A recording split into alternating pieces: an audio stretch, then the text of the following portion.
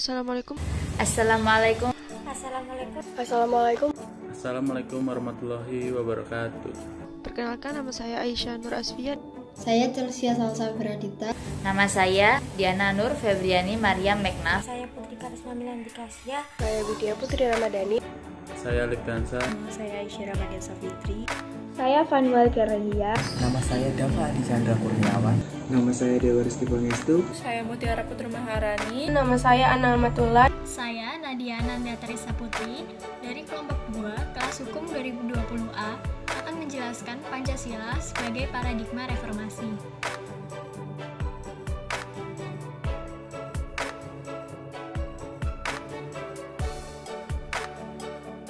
Paradigma dapat diartikan sebagai keutuhan konseptual yang syarat dengan muatan, ajaran, teori, dalil, bahkan juga pandangan hidup untuk dijadikan dasar dan arah pengembangan segala hal.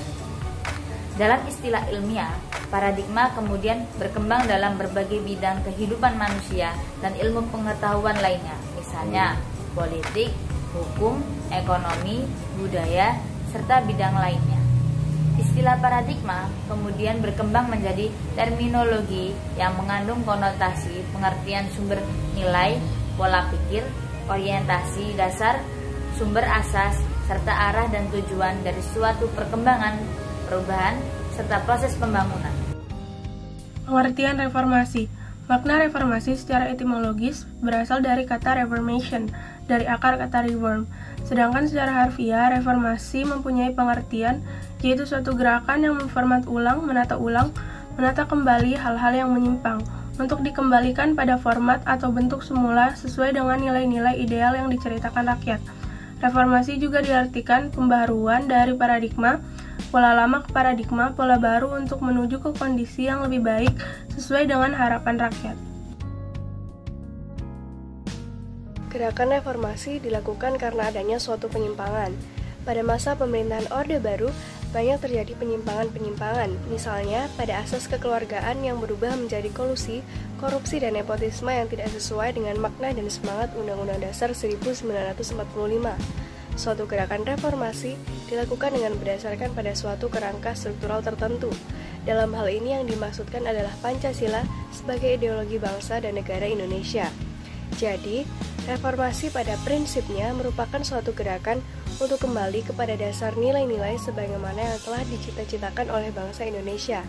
Gerakan reformasi akan mengembalikan pada dasar serta sistem negara demokrasi bahwa kedaulatan adalah berada di tangan rakyat sesuai dengan yang terkandung pada pasal 1 ayat 2 Undang-Undang Dasar 1945. Reformasi harus melakukan perubahan ke arah sistem negara hukum dalam penjelasan Undang-Undang Dasar 1945, yaitu harus adanya perlindungan hak-hak asasi manusia, peradilan yang bebas dari penguasa, serta legalitas dalam arti hukum. Oleh karena itu, reformasi sendiri harus berdasarkan pada kerangka dan kepastian hukum yang jelas. Reformasi dilakukan ke arah perubahan kondisi serta keadaan yang lebih baik. Perubahan yang dilakukan dalam reformasi harus mengarah pada suatu kondisi kehidupan rakyat yang lebih baik dalam segala aspek, antara lain bidang politik, ekonomi, sosial, budaya, serta kehidupan keagamaan. Reformasi dilakukan dengan suatu dasar moral dan etik sebagai manusia yang berketuhanan yang Maha Esa, serta terjaminnya persatuan dan kesatuan bangsa.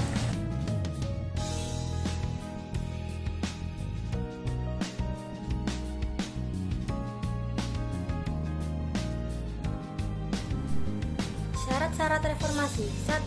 Suatu gerakan reformasi dilakukan karena adanya suatu penyimpangan-penyimpangan. Masa pemerintahan Orde Baru banyak terjadi suatu penyimpangan, misalnya asas kekeluargaan menjadi nepotisme, kolusi dan korupsi yang tidak sesuai dengan makna dan semangat Undang-Undang Dasar 1945. 2. Suatu gerakan reformasi dilakukan dengan berdasarkan pada suatu kerangka struktural tertentu. Dalam hal ini, Pancasila sebagai ideologi bangsa dan negara Indonesia. Jadi, reformasi pada prinsipnya suatu gerakan untuk mengembalikan kepada dasar nilai-nilai sebagaimana yang dicita-citakan oleh bangsa Indonesia. 3. Gerakan reformasi akan mengembalikan pada dasar serta sistem negara demokrasi. bahwa kedaulatan adalah di tangan rakyat, sebagaimana terkandung dalam pasal 1 ayat yang kedua. Reformasi harus melakukan perubahan ke arah sistem negara hukum dalam penjelasan Undang-Undang Dasar 1945, yaitu harus adanya perlindungan hak-hak asasi manusia, peradilan yang bebas dari penguasa, serta legalitas dalam arti hukum. Oleh karena itu, reformasi sendiri harus berdasarkan pada kerangka dan kepastian hukum yang jelas. 4. Reformasi dilakukan ke arah suatu perubahan, ke arah kondisi serta keadaan yang lebih baik. Perubahan yang dilakukan dalam reformasi harus mengarah pada suatu kondisi kehidupan rakyat yang lebih baik dalam segala aspek, antara lain bidang politik, ekonomi, sosial, budaya, serta kehidupan keagamaan. 5.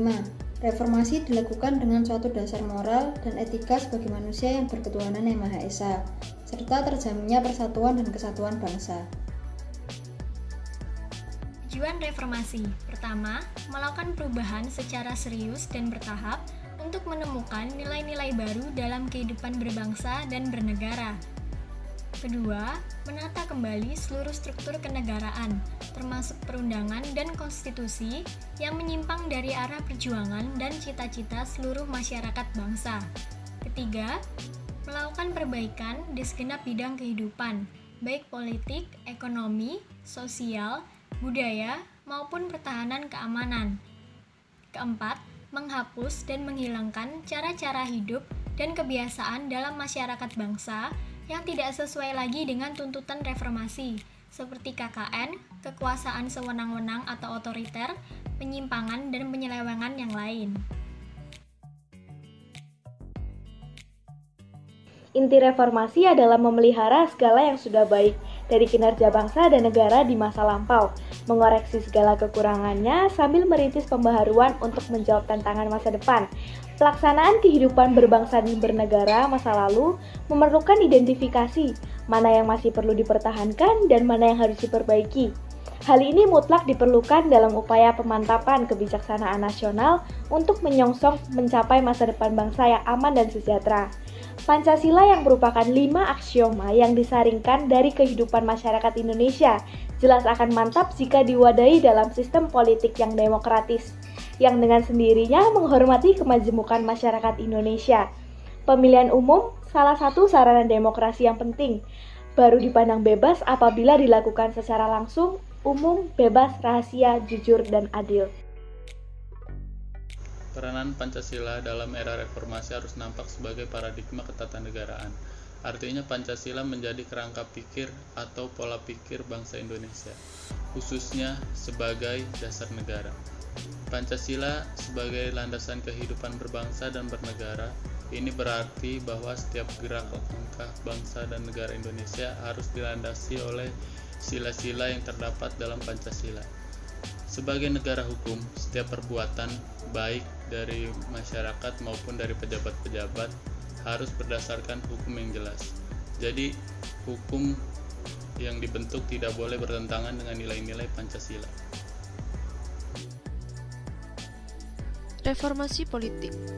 Reformasi politik pada dasarnya berkenaan dengan masalah kekuasaan yang memang diperlukan oleh negara maupun untuk menunaikan 2 tugas pokok, yaitu yang pertama memberikan kesejahteraan dan yang kedua menjamin keamanan bagi seluruh warganya.